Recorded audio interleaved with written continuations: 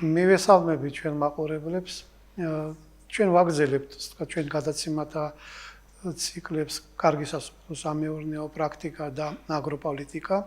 დღევანდელი გადაცემა ისე თავისებურად, ასე ვთქვათ, ორიგინალურ ფორმატში გვინდა ჩვენ შემოგთავაზოთ. დღევანდელი გადაცემის წამყვანები ვიქნებით ჩვენ ორივე წამყვანი, ასე ვთქვათ, ამ გადაცემებისა, მე ნოდარ მინდიაშვილი და ბატონი გოჩა სოფურიშვილი. და დღევანდელ გადაცემას ჩვენ მიუძღვნით იმ საჭიროებო საკითხებზე ვილაპარაკეთ, რომლებიც აი ხლა განვითარებულმა კორონავირუსის ეპიდემიამ, ასე ვთქვათ, ნათლად დაანახა მთელ საქართველოს და მთელ სამყაროს. კონკრეტულად, ასე ვთქვათ, იმ საკითხებზე, რომლებიცაც ჩვენ რამდენიმე წლის განმავლობაში ვცდილობთ რომ დავაყენოთ, ვცდილობთ რომ ამ საკითხებზე, ასე ვთქვათ, მაყურებლების და სახელმწიფო ორგანოების ყურადღება მივიქციოთ და ვერ ვიტყოდი რომ ამაში ჩვენ დიდი წარმატებას მივახციეთ. არადა დღევანდელი გამოწვევები, რაც ამ ვირუსმა დააყენა საზოგადოების წინაშე, ქვეყნების წინაშე, მსოფლიოს ყველა ქვეყანა დაყენებულია ამ გამოწვევის წინაშე, შეეხება ზუსტად ამ საკითხებს. ეს არის, ასე ვთქვათ, სურსათის უსაფრთხოების საკითხები, რომლებიც წინა პლანზეა წამოწეული და რომელსაც თუ არ მიაქცევს საზოგადოება ქვეყანა ყურადღებას, ასე ვთქვათ, ის შეიძლება ძალიან დაზარალდეს. აი ამ მდგომარეობაში, როდესაც ქვეყნები იკეტებიან, ქვეყნები თავიანთ პრობლემებზე არიან კონცენტრირებული და ახლა ვთქვათ, არ ვიძახი მე სურსათზე, ელემენტარული, ვთქვათ, პირბადის მოპოვება ხდება ხოლმე პრობლემა გარკვეულ და ასე ვთქვათ, სერიოზულად განვითარებული ქვეყნებისათვის. გაიგეთ და თუ შეეხება საკუთარ სურსათს, აქ დამეწმინეთ მე თქვენ რომ ასე ვთქვათ, ეს პრობლემები ბევრად და ბევრად უფრო დიდი, ასე ვთქვათ, სიმძლავრით, ასე ვთქვათ, შეიძლება მოგვიტრიალდეს ჩვენ. ამ საკითხების გარშემო გვინდა ჩვენ ვილაპარაკოთ, რომ ჩვენ კიდე ერთხელ ყურადღება გამოვახვილოთ მაყურებლების, ასე ვთქვათ, აი მიზნობრივი აუდიტორიის, რათა მათ მოისმინონ ჩვენი ხედვა, ჩვენი, ასე ვთქვათ, კონცეფცია ამ პრობლემების გადაწყვეტისა და ერთობლივად რაღაცნაირად წავიწიოთ წინ და მივაქციოთ ყურადღება ამ საკითხს. თქვენი აზრი გითხარით, ბატონო. გამარჯობათ, მოგესალმებით. ბატონო და მინდა დაგეთანხმოთ და თვითონ ეს თემა განვავრცო ესეთი ფორმით. ეხლა თუ გახსოვთ, სადღაც 3 წლის წინ ალბათ დაახლოებით ჩვენ დავიწყეთ ჩაწერა გადაცემების, მე მიმყავდა აგროპოლიტიკა, თქვენ მიყავდათ კარგი სასოფლო სამეურნეო პრაქტიკა. შარშან ფაქტიურად ჩვენ შევთანხმდით იმაზე, რომ ეს ერთი დიდი მოცემულობაა აგროპოლიტიკა და კარგი სასოფლო სამეურნეო პრაქტიკა, ეგრეთ წოდებული გაპი. და ჩვენ დღეს ნაცვლად ვხედავთ, რომ ჩვენ გვჭირდება სწორი პოლიტიკა, ჩვენ გვჭირდება სისტემების, სტრუქტურების ყველა იმ მოცემულობის ოპტიმიზაცია და სწორედ მართვა და ჩვენ გვჭირდება ტექნოლოგიურად სწორედ სიარული, ეს არის გაპი ზუსტად და ჩვენ ვეღარ მივახცევთ რაიმე შედეგს უბრალოდ ჩვეულებრივი აქტიურობით. ჩვენი აქ მოსვლის მთავარი მიზანი დღეს და მე და ბატონო და რატო გვინდა რომ მოგმართოთ პირველ რიგში ეს ეხება რა თქმა უნდა ფერმერებსაც, მაგრამ უპირველესად მთავრობას, რომ არავითარ შემთხვევაში ჩვენ არ გავაგრძელოთ ამ პროცესის დაფინანსება იმ მოცემულობით და იმ პირობებით, რაც ჩვენ აქამდე გქონდა. ჩვენ რადიკალურად შესაძლებელი გვაქვს სტრატეგია მოქმედების. სხვანაირად ჩვენ შედეგს ვერ მივიღებთ. კიდევ ერთხელ ვიძახით, აუცილებელია სხვა პირობების ჩამოყალიბება აგროპოლიტიკის თვალსაზრისით, აუცილებელია ახალი ტექნოლოგიების, ასე ვთქვათ, გონივრული ეკონომიკის ჩართვა და იმ ტექნოლოგიური სქემების შემოთავაზება, რომელიც შედეგზე იქნება აუცილებლად ორიენტირებული და სიახლეზე იქნება ორიენტირებული. მხოლოდ აი ეს, ასე ვთქვათ, სინთეზი მოგცემს ჩვენ შედეგს და მხოლოდ ამ პირობებით შეიძლება ჩვენ დავიწყოთ დარგობრივი, მიზნობრივი პროგრამების დაფინანსება. სხვა შემთხვევებში მე ახლა ერთი მომენტი მინდა ვთქვა ჩვენი პოლიტიკური სპექტრის, ასე ვთქვათ, აი ლელოს უწერია, გუშინ დაწერეს ესეთი რაც 3 მილიარდიო გამოყავით ბანკის პროცენტის დასაფინანსებლად. ეს არის უდიდესი შეცდომა კვლავ იაფის ესხის კუთხით. იაფი ფული კარგია, მაგრამ ჩვენ არ ვიცით სად ვდებთ ამ იაფ ფულს. ჩვენ გვიწერია სტრატეგიაში კონკურენტუნარიანი პროდუქციის შექმნა. ეს შეიძლება ერთი პატარა წინადადებაა, მაგრამ იმდენი წინაპირობა ჭირდება ამას, რომ ჩვენ მივიღოთ კონკურენტუნარიანი პროდუქცია, რომ ძალიან დიდია ჩამონათვალი და არ შეიძლება ეს კიდევ დაუშვათ შეცდომა და ჩვენ მივანდოთ სუსტ ფერმერულ ორგანიზაციებს. ამ ფერმერულ ორგანიზაციებს ჭირდება თამაშის წესების, დახმარების, პასუხისგებლობის და ასე შემდეგ მთელი სქემის აწყობა, რომ ჩვენ მივიღოთ შედეგი. მე პირადად ორი მიმართულებით მინდა ეხლა რომ ძალიან აქტიურად, ასე ვთქვათ, განეხილებოდეს ეს მომენტი, რა ფორმით უნდა მოხდეს იმ კონკრეტული პროგრამების მონიტორინგი, ვინ უნდა იყოს ამის პასუხისმგებელი პირი, სამინისტრო, რომელიც ასე ვთქვათ, გარკვეულწილად რაღაცას გააკეთებს და შემდეგ მსუბუქი მონიტორინგით არის. არა, ჩვენ უნდა დავყოთ ეს მიმართულებები რეგიონების და მუნიციპალიტეტების დონეზე. ჩვენ უნდა შევძლოთ, რომ ადგილებზე ადამიანი ჩავთოთ იმ დიდ მაკროეკონომიკურ მოქმედებაში და სქემაში. და მეორე, რასაც ბატონი ნოდარი წლების განმავლობაში ნერგავს და უძღვება ამ თემატიკას, აუცილებლად მაღალი ტექნოლოგიები. ჩვენ უნდა ვაღიაროთ, რომ ჩვენ ცხოვრობთ ჩვეულებრივ, ესე ვთქვათ, ჟარგონით ვიტყვი კორიდორში, ვისაც უნდა შემოვა, ვისაც უნდა გავა, პროდუქციას გულისხმობ, რა თქმა უნდა, ჩვენ ღია კონკურენციაში ვართ ყველასთან. თურქეთთან, ევროპულ ქვეყნებთან, ყოფილ SNG-ს ქვეყნებთან, ამიტომ ჩვენ ყველა მოწადინებულია, ყველა მობილიზებულია, რომ მაქსიმალურად ყველაფერი ჩადოს და კონდეს გონივრული ეკონომიკა, ცოდნის ეკონომიკა და ჩვენ ისევ მივანდოთ ეს პროცესი ადამიანებს, რომელიც ვერ მოვამზადეთ და ამ ადამიანების უმეტესობას არც მატერიალური, არც ტექნიკური, არც განათლება არაფერი არ აქვს. მზად და კიდევ გვინდა რომ ჰაერში გავისროლოთ ეს პური, ეს დაუშვებელია. ამიტომ ამას ჭირდება ძალიან ღრმა გონივრული მიდგომები. ბატონო გოჩა. გეთახმებით აბსოლუტურად. მინდა მიხარ რომ თქვა, ჩვენ ერთიანი ასე ვთქვათ, ხედვითი ნაწილი გავაშუქოთ, რამე თუ ესე ვთქვათ, ეპიზოდურები, ჩართვები, რასაც ჩვენ დღემდე ვახორციელებდით სოფლის მეურნეობაში, სხვადასხვა სფეროებში, რომელიც არ გამოირჩევა ესეთი ერთიანი ხედვის კონით, ასე ვთქვათ, აი ესეთი ფრაგმენტული აქტიურობას ვეძახი ხო? ეხლა ეს ფრაგმენტული აქტივობა რიგ შემთხვევაში იხრებოდა ხოლმე რაღაც ისე უფრო პოპულიზმისკენ და უფრო რაღაც სოციალური პროგრამების შესრულებისკენ, გაიგეთ და არა ბოლო შედეგისკენ. და თუ ჩვენ ესე იგი არ გვექნება ერთიანი ხედვა, რა უნდა გავაკეთოთ? ალბათ მე უკვე თქვათ ის სალკეული ნაწილებშიც არაეფექტური იქნება თქვათ ჩვენი ქმედებები, არა? და ჩვენ ახლა არაერთხელ გვისაუბრია აი ამ ერთიან ხედვაზე. ეს ერთიანი ხედვა ჩემი აზრით, დარწმუნებული ვარ თქვენი აზრითაც, ჩვენ შეგვიძლია დავყოთ რაღაც ესეთ სამ დიდ სეგმენტად, დიახ. რომელშიც ასე ყოველ მათგანში ასე ვთქვათ, აი ესეთი ყურადღება უნდა, მაგრამ სპეციფიური ყურადღება უნდა. პირველი სეგმენტი ეს არის მიწის კონსოლიდაციის საკითხი. რის გარეშეც ჩვენ მაღალ ეფექტურობას ვერ მივახსენებთ.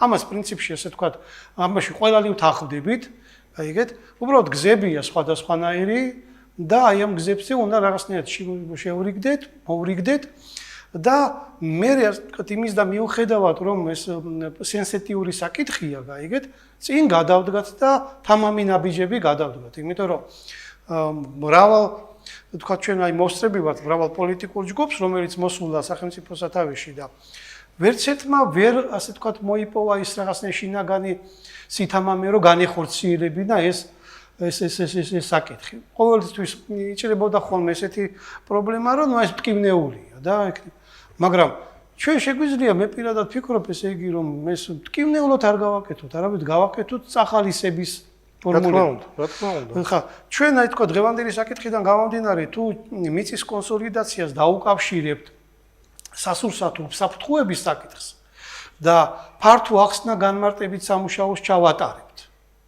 რომ ასე ვთქვათ, ეს აი კავშირში არის ერთი მეორესთან.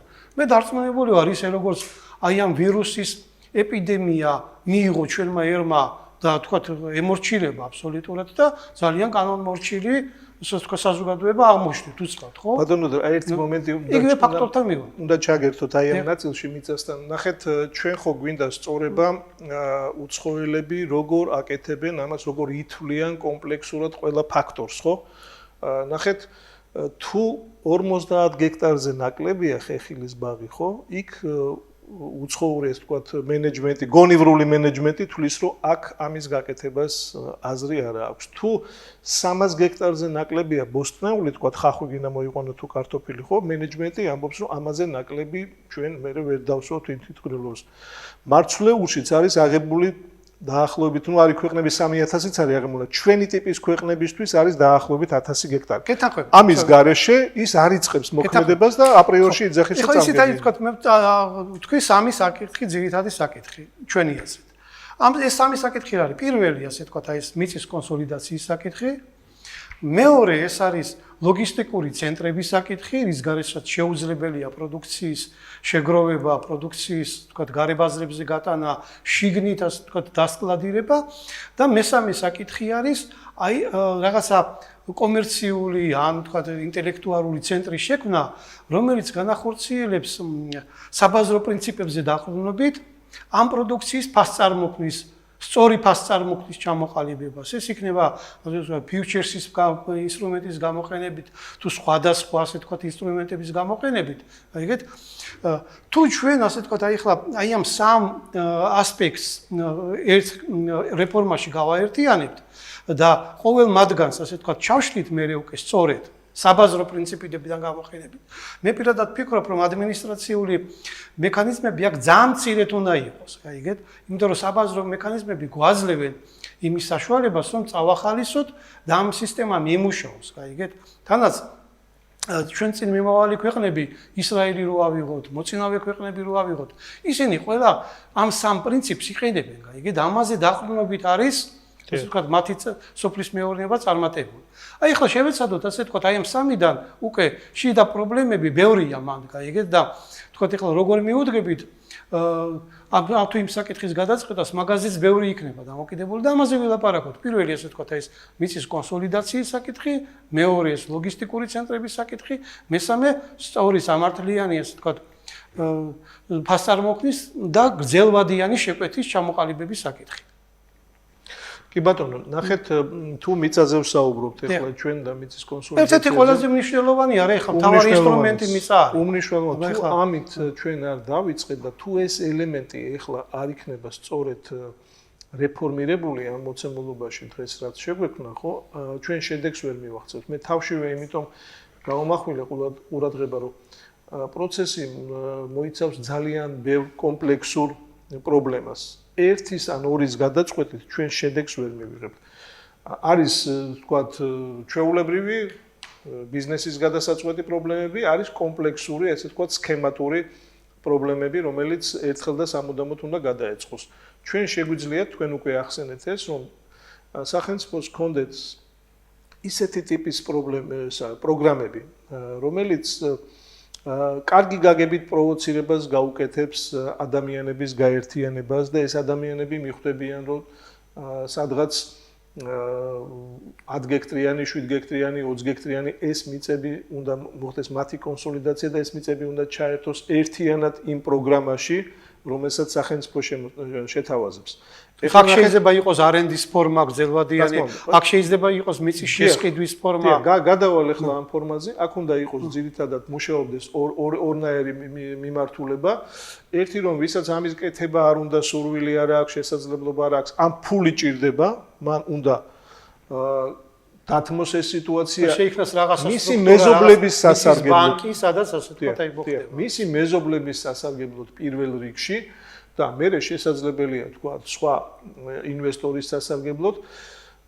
შესაბამისად ამ მოცემულობაში სახელმწიფოს ერთი დიდი წინაპირობა უნდა ქონდეს, რომ აქ უნდა იყოს თანამედროვე ტექნოლოგიები შემოტანილი, აქ უნდა იყოს თანამედროვე მართვა.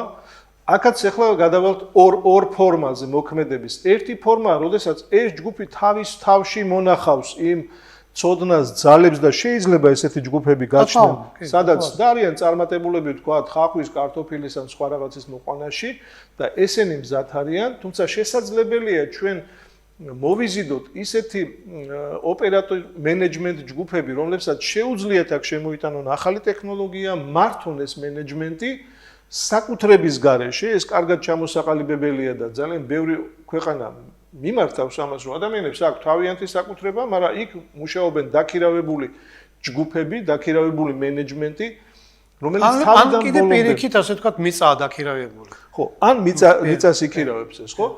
ჩვენ თვითონ ინვესტორის ცნება შეგვიძლია ორი გამოკვეთილი ფორმით თქვა ჩამოვაყალიბოთ და ამაზე უნდა კონდეს სახელმწიფოს თავისი მიდგომები და პროგრამები, როგორ მოვიზიდოთ ეს ხალხი ჩვენ.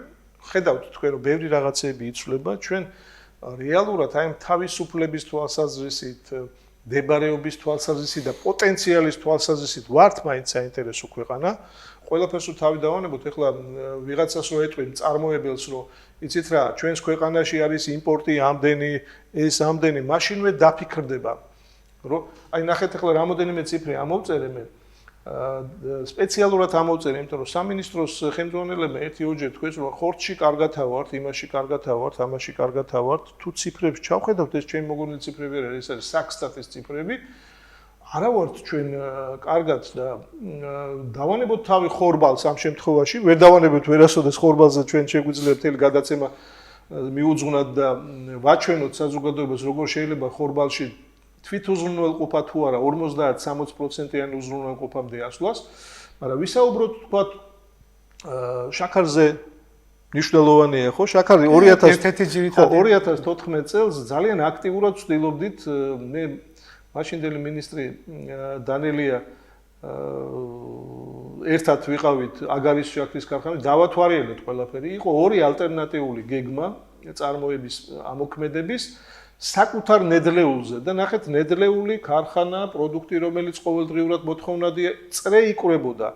სამწუხაროდ, ეხლა ამ გადაცემის ფორმატი არ არის, ეხლა არ მინდა რომ ჩავუღმავდე ყველა თითოეულ კონკრეტულ პრობლემას, მაგრამ დღეს ხო დადგა დღის წესრიგში და დღეს ძალიან კარგია რომ პრემიერმა გააჟღერა რომ ეს ამუშავდება, ამას ინდივიდუალური მიდგომა, ესეთ საწარმოებს სჭირდება ინდივიდუალური მიდგომა. ანალოგიურად მე თუ მკითხავთ, ფრინველის ხორცის 66 მილიონის შემოდის საქართველოში. ჩვენ გვჭირდება აქ ინდივიდუალური მიდგომა. და რატომ? აი ორი სიტყვით შეიძლება ამის გარკვევა, ხო? მეკვერცხული მიმართულება უფრო დაცულია ბაზრის თვალსაზრისით და 100%-იანი თვითუზრუნველყოფა გვაქვს, მეხორცეულში არა გვაქვს, ხო? რატო არა გვაქვს? იმიტომ რომ რა არის მთავარი ფრინველის აღზრდაში და გაზრდაში, ასე ვთქვათ, ხო? ფრინველის გაზრდაში ყველაზე მთავარია საკვები. ერთ-ერთი ძირითადი კომპონენტი არის საკვები. საკვები ბაზა საქართველოში ჩვენ არა გვაქვს. ჩვენ შემოგვაქვს ხორბალი, ჩვენ შემოგვაქვს სიმინდი და ასე შემდეგ. არა გვაქვს საკმარისი საკვები ბაზა. შესაბამისად, არა გაქვს იმპორტირებულია, ძვირია და კონკურენციას ვერ უწევს.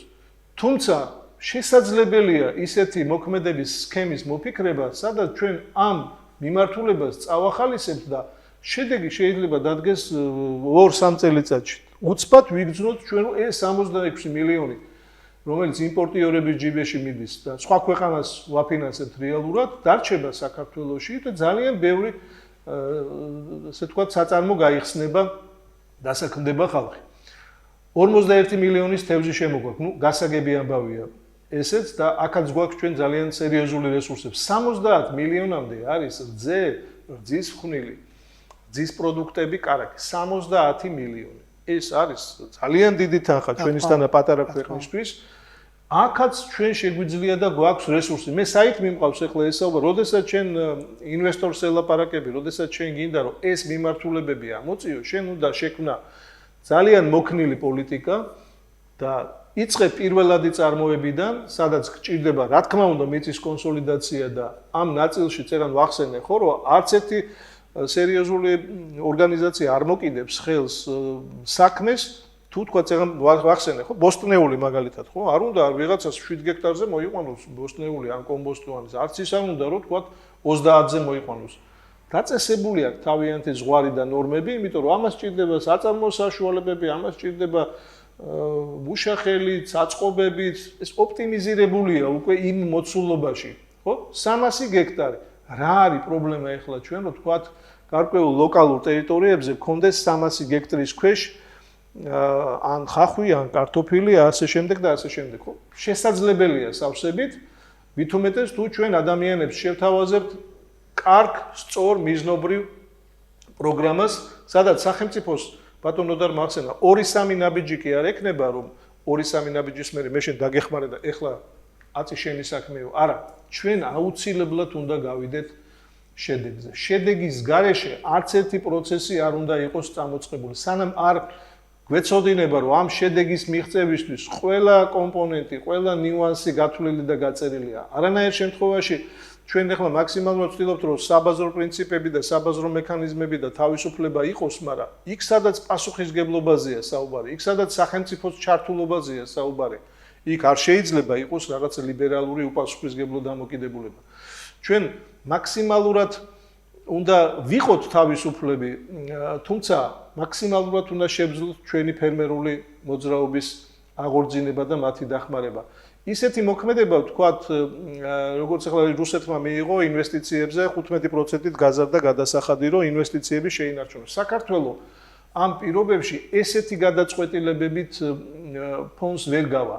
ადმინისტრირება კარგი იქნება შედეგის მიღწევაში, თუმცა დანარჩენი ტიპის თავისუფლება და მიმზიდველობის სქემები უნდა იყოს დამუშავებული, რომ როგორ მოვიყვანოთ ჩვენ ეს ადამიანები, როგორ მოვიდეს აი ეს გამოცდილი მენეჯმენტი და აქ საქმე აკეთოს, იმას თავისი ინტერესი უნდა დაუკმაყოფილო, ქვეყანას თავისი ინტერესი, კერძო სტრუქტურებს თავისი ინტერესი. ახლა ძალიან გახმაურდა ეს კლასტერი, ყველაფერს კლასტერს არქმევენ.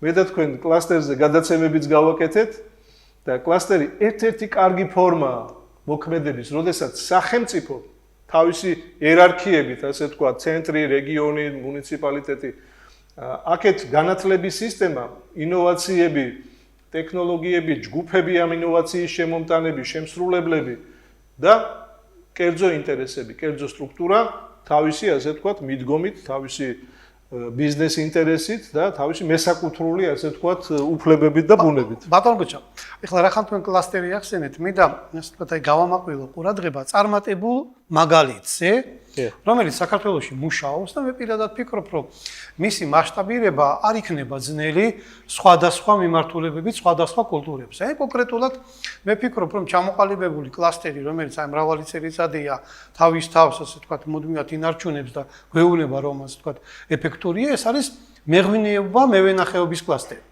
რომელიც საქართველოში გვაქვს ჩვენ. ეგეთ ერთადერთი კლასტერი შევინარჩუნეთ იმ ინდუსტრიული საქართველოდან. არა და ის ინდუსტრიული საქართველო მთლიანად იყო კლასტერებზე აწყობილი. ეგეთ ყველა მიმართულებით ესეთივე, ასე ვთქვათ, კლასტერი, როგორც მევენახეობა, მეღვინეობაში გვაქვს ჩვენ, ასე ვთქვათ, ფერმერი, გადამამუშავებელი, ექსპერტიორი, მთელი ჯაჭვია, რა ვთქვათ, იქ ბანკები, იქ სახელმწიფო სააგენტო გაიგეთ და ერთიანობაში, ასე ვთქვათ, აქ ჩვენ მუშა მექანიზმი გვაქვს, ასე თუ ისე. თავისთავად ეხლა ეს მექანიზმი არ არის ბოლომდე, ვთქვათ, სრულყოფილი.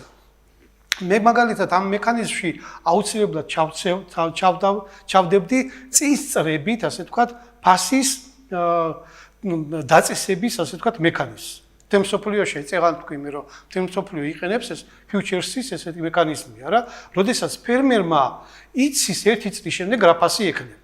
აი ეგეთ ჩვენ თუ ასე ვთქვათ აი ამ საბაზრო მექანიზმს დავქუქავდა რა, მე ვინახე დარწმუნებული ვარ, ბევრად უფრო ასე ვთქვათ კარგად უპასუხებს ამას, იმიტომ რომ იმას ერთი წლით ადრე ეცოდინება უკვე რა, რამდენი როგორ უნდა ეს თან ხარისხის მომენტიც აუცილებლად გასათვალისწინებელი. აუცილებლად პირდაპირ ხარისხთან არის, იმიტომ რომ რა, ეს ძალიან მნიშვნელოვანია. რაში ვიხდი ფასს? რაზია ლაპარაკი, გაიგეთ, ეხლა იმ სტანდარტზე, ხარისხზე ყველაფერთან უნდა მივიდეთ, გაიგეთ და მე ასე ვთქვათ ეს ლოგიკურად გავრცებადი ხდება.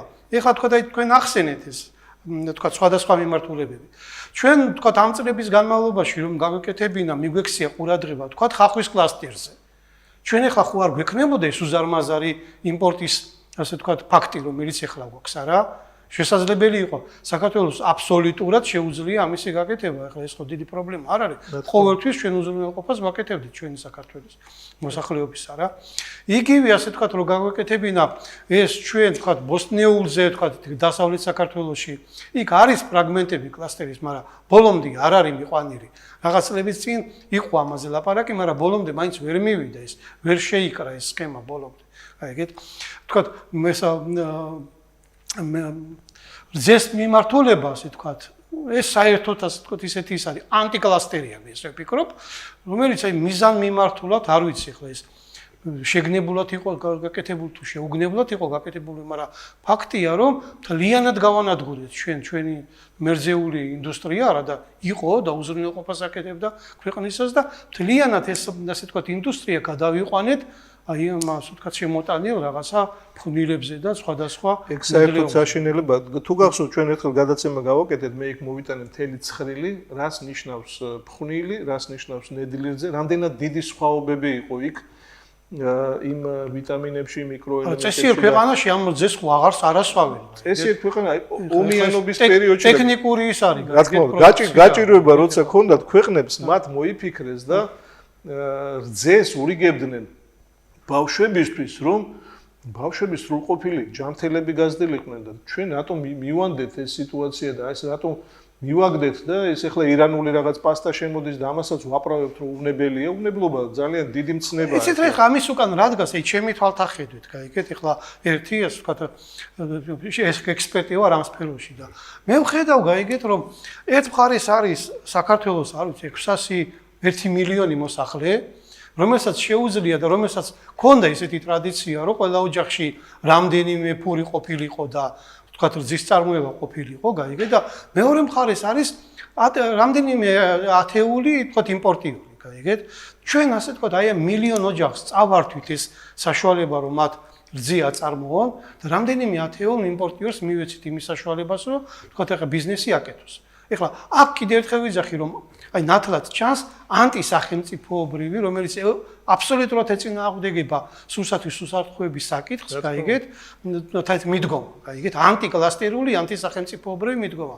რომლის უკანაც კიდევ ერთხელ ვიძახი რაღაც მართული პროცესები დგას და არ არის ეს სწორი გაიგეთ არ შეიძლება ჩვენ ახლა თქვათ არ ვიცი მე დასავლეთ საქართველოში ინტენსიურად იყო განვითარებული არა ეს პატარა საოჯახო მეურნეობები აიყარა ის სახლი გაიგეთ ხალხი აიესვა და სადღაც არიან წასულები ეს ქალბატონები ახლა ამათი უკან დაბრუნება ისევ ასე თქვა და აი მეურნეობაზე გადაყვანა ამ მცირე მეურნეობებზე კოლოსალური სიზნე ჩვენ დავკარგეთ ამ ნაწილში ასე თქვა ეს ეროვნული სიმდიდრე ამ ოჯახების სახით გაიგეთ რომელსაც შეეძლოთ აი ესეთი მცირე მაგრამ ერთიანობაში დიდი დოვლათის წარმოება ბატონო აი ერთი მომენტი გამახსენდა ახლა რა არის პრობლემა ვთქვათ აი რატო ვერ ვაწარმოებთ რძეს ხო და საკვები ბაზა არ გვაქვს შემოტანილია და საძოვრებს ვერ ვიყენებთ რაციონალურად არ მინდა დავასახელო ერთ-ერთი მუნიციპალიტეტის უბრალოდ უყურებდი ესე ვთქვათ მათ გაკეთებულ ეკონომიკური განვითარების გეგმას და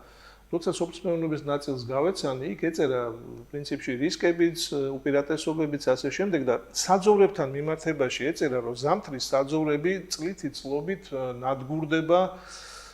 ამის მიზეზი არის ის, რომ საქონელი არის დაახლოებით 7-ჯერ, 8-ჯერ მეტი, ვიდრე საძოვრები შეძლებენ ამის მომსახურებას და კიდევ ერთი უბედურება, რომ გაზაფხულზე, როდესაც იწყებს ამოსვლას, იმის გამო, რომ ასე ვთქვათ, ტექნოლოგიურად არ არის დალაგებული და ჩამოყალიბებული და წესრიგი არ არის ამ სფეროში, შეყავთ საქონელი, მაშინ ვიაფუჭებენ ამას და ხდება დეგრადირება.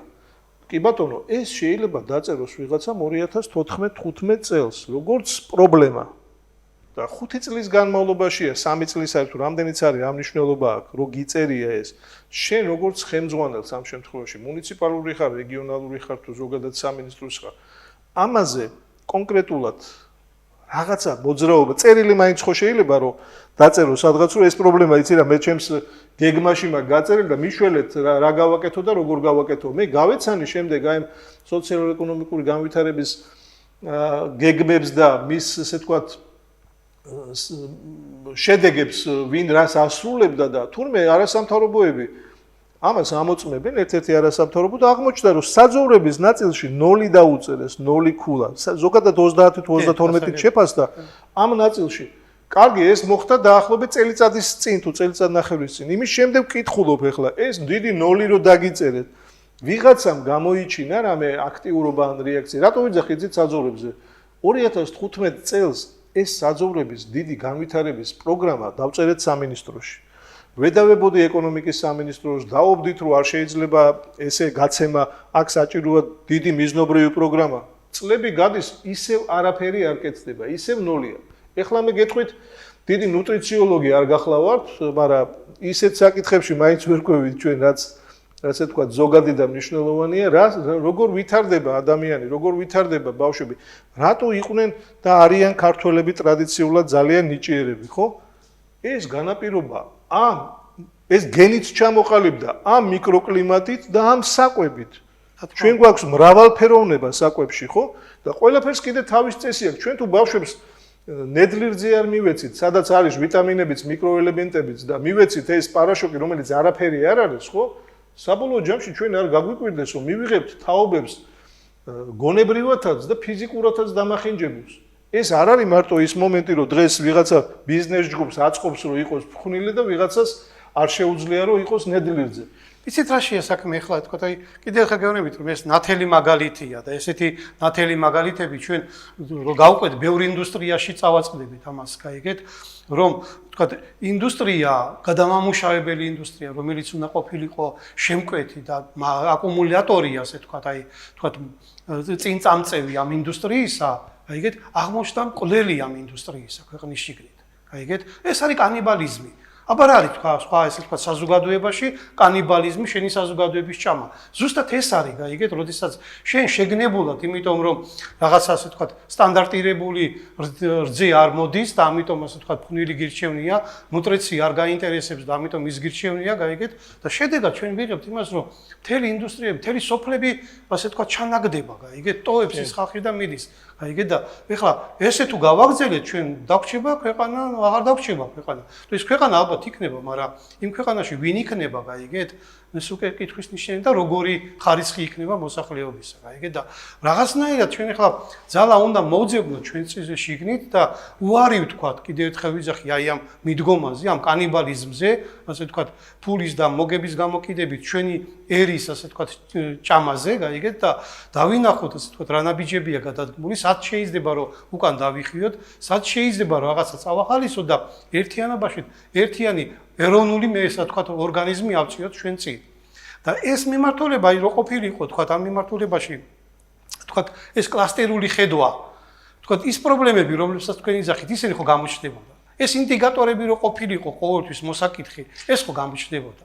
ეს შეიცვლებოდა, გაიგეთ, ეს წავიდოდა, მაგრამ არ არის ეს ინდიკატორები. ეს არის ურა ინდიკატორი, გაიგეთ, ყველაფერი კარგია, კარგია, კარგია და როგორ არის, კარგით მითხარით თქვენ ესეთი ჩავარდნები. აი მე დღეს დილით მოვისმინე, რომ სამინისტრო შეხვდა იუსაიდს და იმსჯელეს, რომ ასე ვთქვათ, პროცესები მიდის დადებითად. ამას წინათ 1-2 კვირის წინ მე მგონი ჩართვა მქონდა პირდაპირ პალიტრა ნიუზზე და იქ თქვი, რომ დაანებეთ თავი ამ რაღაც იმპორტის. ეხლა ფაქტიურად სასაცილო სიტუაციაში აღმოჩნდით, გავაკრიტიკეთ ეს ძისხვნილი და გამოდის, რომ პირველი ნაბიჯი რაც გაკეთდა და სამინისტროს მხრიდან არის იმპორტის დასუბსიდირება. ფასის დასუბსიდირება, იცით თქვენ ხო? სავალუტო ესე ვთქვათ, სამის ზევით რაც იქნება და ესე გამოდის, რომ ძის ხვნილში რომ იმპორტიორმა შემოიტანოს ამაში ფულს გადავიხდით ჩვენ დავასუბსიდირებთ. ბიუჯეტის ფულს გადავიხდით. და იუსაიდთან ვისაუბრეთ და ნუ ყველაფერი კარგად იქნება, ყველაფერი კარგად არის. მე მოვითხოვე რომ გადით რეგიონებში დავიწყოთ დათვლა, თესვა მიმდინარეობს, სად შეიძლება მეტი მივიღოთ 50-60,000 გექტარზე იყო ყოველთვის ბაღჩეული, ბოსტნეული კარტოფილი. შაშან იყო 32,000. ეს არ არის თითქმის განახევრებულია, ხო, რომ ავიღოთ ძველი მონაცემები. ხო და ჩვენ აქ მაქსიმალური მობილიზება გმართებს. სხვანაირად თუ არ იქნება ყველას აზრი გათვალისწინებული, აუცილებელია მეცნიერების, პრაქტიკოსების. მე მომწონს ძალიან, რომ Facebook-ზე ძალიან აქტიურობს ხალხი, თავის აზრებს დებენ, ერთმანეთს ესე ვთქვათ უზიარებენ. ბევრი ძალიან საინტერესო და რაციონალური წინადადება არის, ძალიან საინტერესო მიდგომებია, განსაკუთრებით რა ტიპის ქვეყანა უნდა გავხდეთ ჩვენ ასე ვთქვათ პოსტ-კორონულ ეკონომიკაში, ხო? რა უნდა გავაკეთოთ, როგორ უნდა ვიყოთ მიმზიდველები და ერთადერთი დიდი ესე ვთქვათ პოტენციალი ახლა ამ შემთხვევაში არის სოფლის მეურნეობაში. ერთ-ერთი ყველაზე დიდი პოტენციალი. მე დილით ესევე მოვისმინე, რომ აწარმოებს საქართველოში აგრძელებს პროგრამას ტურიზმის დაფინანსების 80%-იანი ესე ვთქვათ გრანტით. ხალხო, რა დროს ტურიზმია ეხლა? გააჩერეთ ესეთი პროექტები, ბოდიშ ვიხდი ეხლა იმ ხალხთან, ვინც ამას ელოდება და ვინც ამაზე აწყობილია, მაგრამ ტურიზმი დღეს ფულის ჩადება და არა თქვათ მიმართულებით, რომელიც მართლა საშურია და მართლა სასწრაფოა, კიდევ ერთი ბრიყვობაა ჩემის აზრით. არ შეიძლება თქვათ რაღაცა პოლიტიკა იყოს მოუქნელი. პოლიტიკა ის არის ეკონომიკური პოლიტიკას გულისხმობს ზოგადად მაკროეკონომიკური, რომ სწრაფად იღებდეს გადაწყვეტილებას და იყოს მაქსიმალურად მოქნილი, მაქსიმალურად ადაპტირებული საქმეზეც, პროცესებზეც, სიტუაციაზეც, მოცემულობაზეც, ხო? ნებისმიერი ადამიანში გამოიწვევდა დღეს გაღიზიანებას, როდესაც მე შევხედე, რომ ტურიზმის პროექტები გააცნეს და ტურიზმს ვაფინანსებთ კიდევ.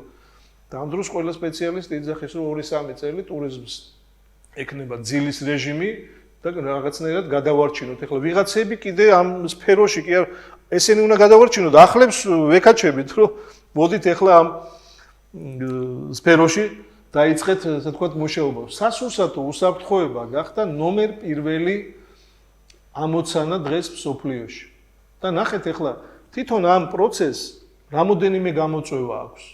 ერთ-ერთი ყველაზე სერიოზული გამოწვევა და მეორედ მოსვლაშიც ხო არის, ეხლა იქ 4 ფაქტორი მახსოვს, მე ერთ-ერთი შიმშილია. ეს უდიდესი გამოწვევა.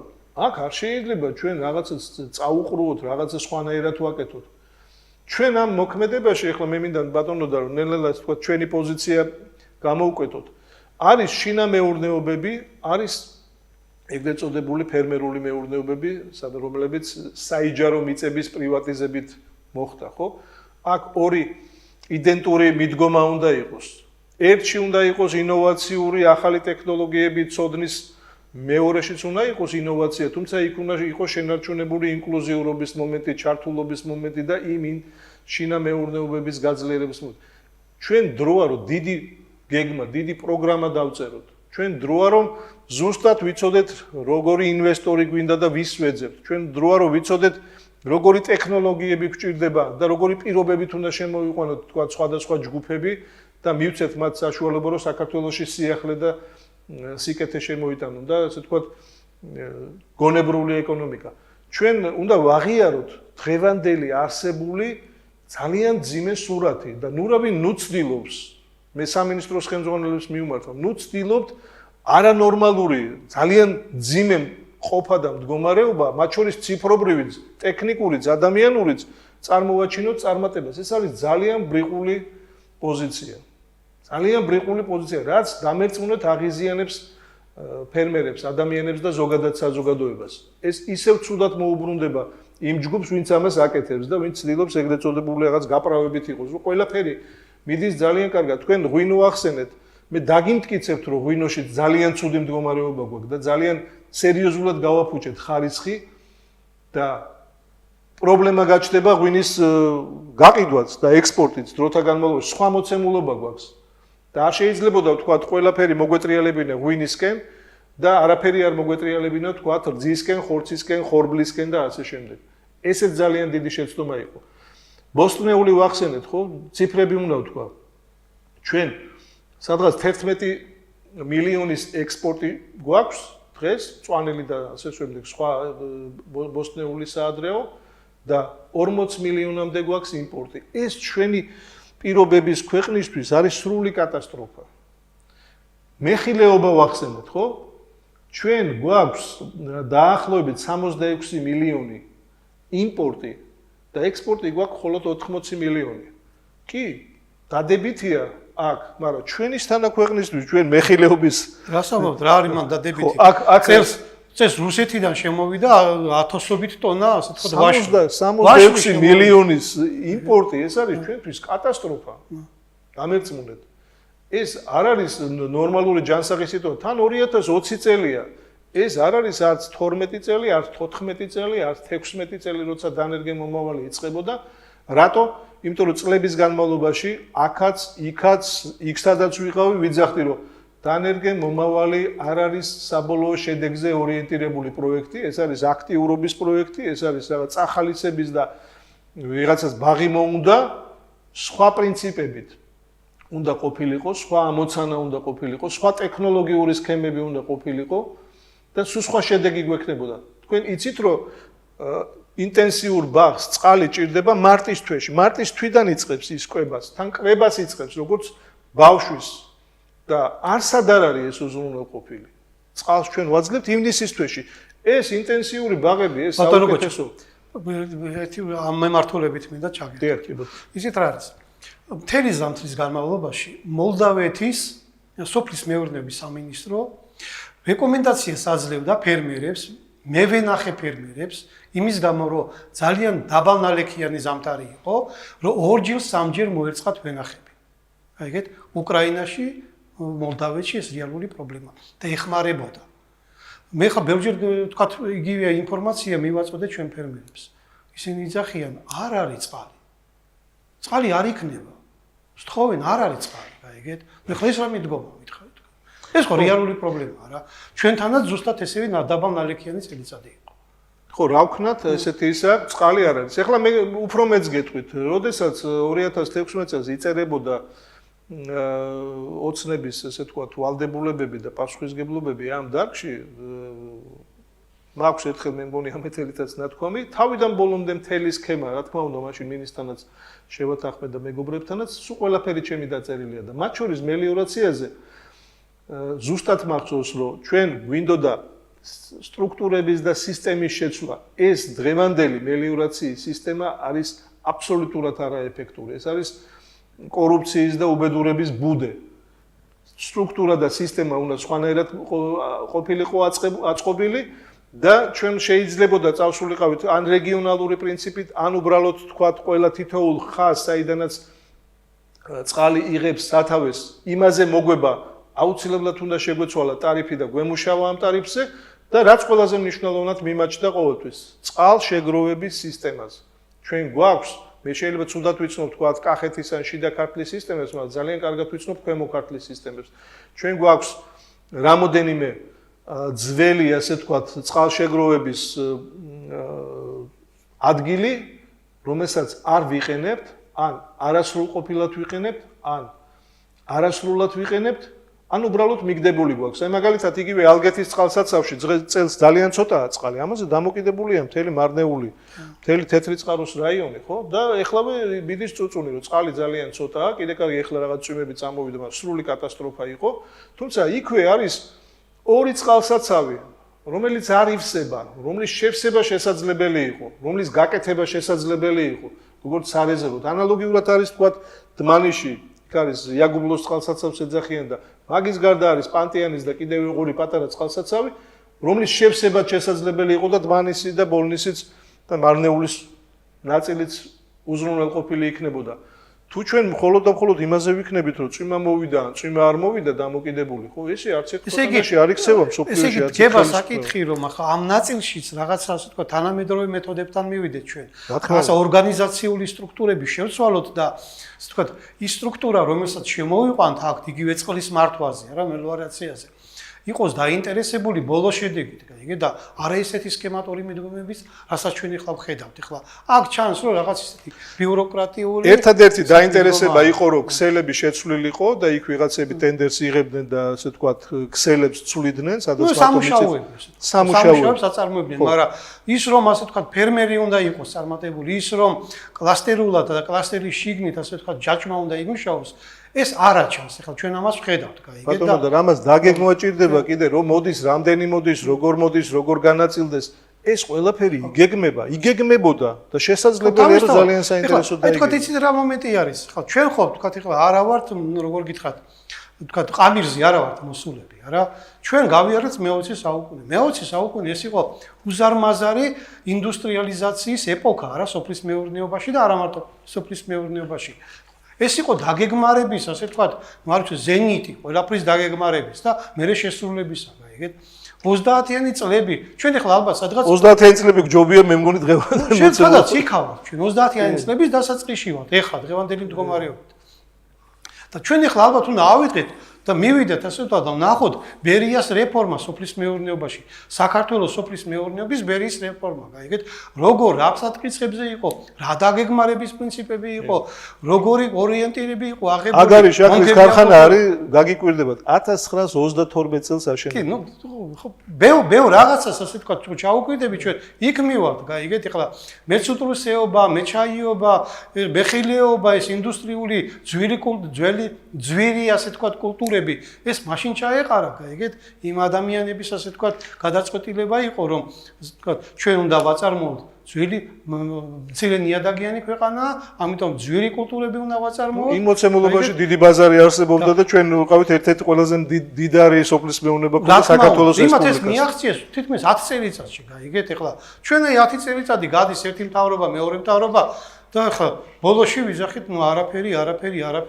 არა და ხო იყო ეს, გაიგეთ, ეს ხო ქართველებმა გააკეთეს.